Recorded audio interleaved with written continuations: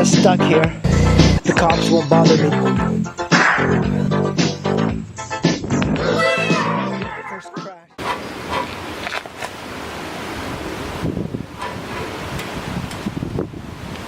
It's a pretty good system, and I will be talking a little bit more about the system as I use it. I basically wanted something for trailering my bike here and there. I don't trailer a lot, maybe once or twice per year. Sometimes when I buy bikes, the bikes are always local, so it doesn't really require a lot of distance. But I do plan on trailering my DL650 to some far off places, and this is the system I chose. I do realize it wears out the rear tire and the chain and the sprockets, but I do intend on removing the chain for transport. This system works fairly well. I did have a trailer and I used it for a very long time, but I don't want to be storing trailers here and there. I don't like to register trailers, and in this state you do have to register the trailer every year. So that's an expense I didn't really want, and I don't want something really large hanging out of the back of my car.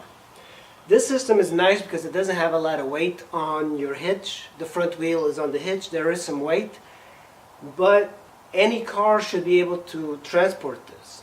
So let's go ahead and bolt up all of this stuff. Well, this is fairly easy to get onto your receiver. When you see the arm here, you can just lower it down and get the wheel up on the stand. I did find that the wheel arm is a little bit hard to put into the stand, but I think it's just like all technique. Let me just show you what's happening here. The tire is on here, but the bolts are so big that it's actually hitting the bolts. It is on there, and I'm not even holding the bike. What the system would look like, I'm not strapped in. I haven't strapped the bike in, and I don't want to lift it up just yet. Also, it's kind of, you probably will break that arm. It seems like a very bad design flaw to have this system to kind of pull it up, because this is a pretty heavy bike. It's kind of a weird system, I'm going to admit, but I think it will suit my purposes.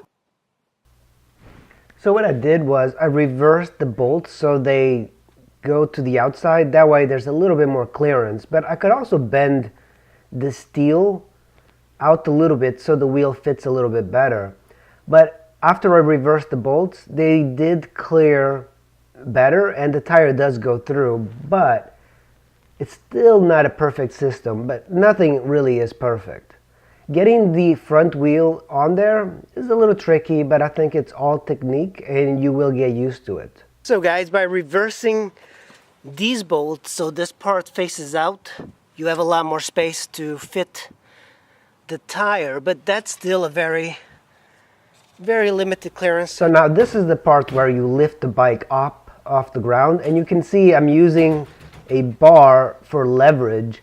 The key is to not strap the bike in and lift it up, because otherwise it puts stress on the cables, and I only realized this afterwards, but it's still very difficult to get the arm down and the bike up. Now the reason it's so low to the ground is because my hitch is not all the way in.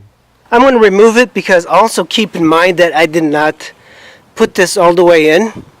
So when it's all the way in, it'll be a whole lot more stable and everything. Alright guys, thanks for watching the video. Make sure you hit that subscribe and the bell for notifications. And I hope to see you in the next video where I'm going to test this thing out.